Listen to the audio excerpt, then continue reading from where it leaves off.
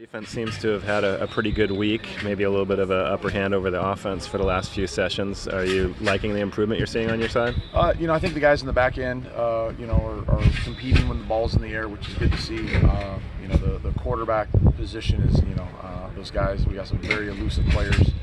So without it being a live session, I'm not ready to say, if we're going to finish some of those plays. The tailbacks we have are elusive, the quarterbacks are elusive. So it's one thing tagging off in a thud tempo is another thing when those things go live. You mentioned the other day that it's a little bit hard to get a good read on some of the position groups, like with DL, especially up the middle, and somewhat up the middle on linebacker too. What do you look for in these practices before you have more contact to see that guys are doing their job? We're looking for technique, communication.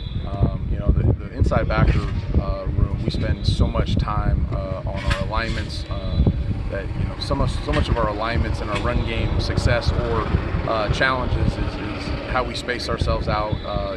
So these are great opportunities for alignments with tempo, formations, adjustments, all those things. So that's what we're looking for the linebacker position. In the defensive line, we're looking for great technique, great pad level in these sessions when you're not with your shoulder pads and playing behind their hands and doing a good job of striking and using technique of getting off blocks and disengaging.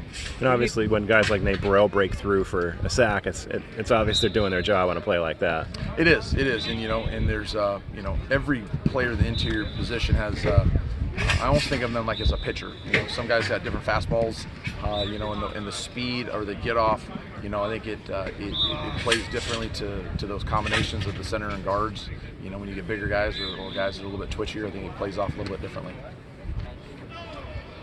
What are you looking for specifically in tomorrow's scrimmage? I want to see great execution. The execution, we are going to be challenged in the throw game, in the run game. So, can guys execute the way we've instructed? And then ultimately, can we finish? Finish when the ball's in the air or finish when it goes live.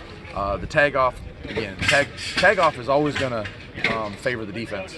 But the elusiveness of some of the skill players, if they make the first guy miss, those turn into explosive plays. So finishing those plays is paramount. Do you expect there to be enough hitting to really get a sense of tackling efficiency?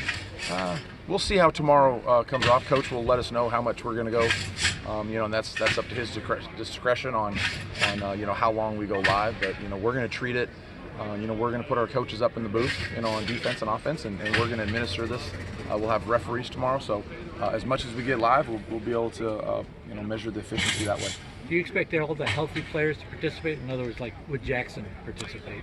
We'll probably talk about that as a staff. Really, typically we're about this afternoon we meet together at 12:45 as a defensive staff. We start planning this afternoon's walkthrough, and then what the rep counts look like the following day. So we haven't addressed that yet. Across the board, it feels like teams go live less and less every season. How do you kind of make up for that lack of hitting in practice? I don't think you do. I think the effort in which you play, run into the ball, the tempo of play, but it's such a fine balance, and everybody's got a different tolerance, different temperament, a different philosophy of what it takes to get ready. So I've been in places that we've had 150 play live scrimmages, and you've been in places that we haven't tackled live through the entire fall camp. So, it's all about getting the guys ready to whatever we think is best for them, based on a lot of variables, health, experience. There's a lot of layers to that. Would it be nice to know whether you guys could tackle a guy like Sam? Yeah, but even in those settings, I think the space in which a quarterback gets tackled is completely different than a space the running back gets tackled. And not many schools in America are ever going to really let you tackle the quarterback. What has Nate shown you through camp so far? Nate Burrell. Nate Burrell. Nate's continued to develop. Nate's a twitchy, disruptive player in the interior position. I think he's playing with much better technique. When he first got here, he put a significant amount of weight on, and then he kind of tempered back down. Now I think he's built himself back up to be able to handle that more effectively, and he's continued to be disruptive, and I think, again, his better days are ahead. Ricky's got a lot of experience from the spring, has continued to kind of build on that. What have you seen from him so far in camp? First thing, I think Ricky has matured immensely physically, and that means he's out of a spot height, weight, not really height obviously, but weight that he's put a tremendous amount of care to put himself in the best position. And I think you're seeing the best version of Ricky that we've seen because of what he's doing off the field and how he's managing his weight. David is obviously a unique talent.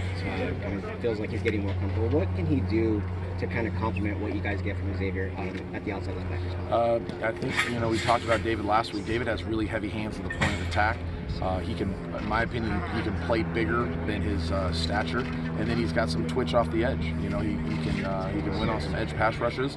And I think the most important part about what David brings, I think he has the ability of when the quarterback does escape the pocket and he is in space, I think he has some of the tools to run those guys down.